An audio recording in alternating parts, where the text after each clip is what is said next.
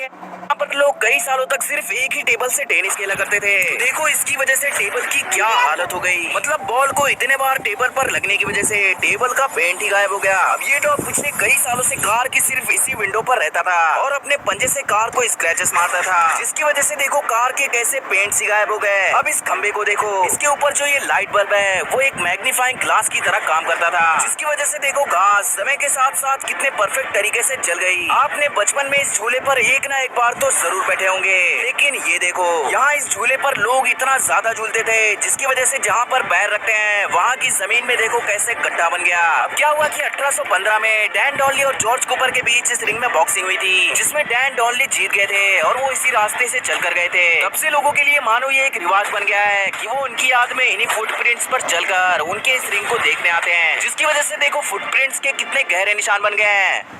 समय के साथ देखो चीजें कितनी बदल जाती हैं।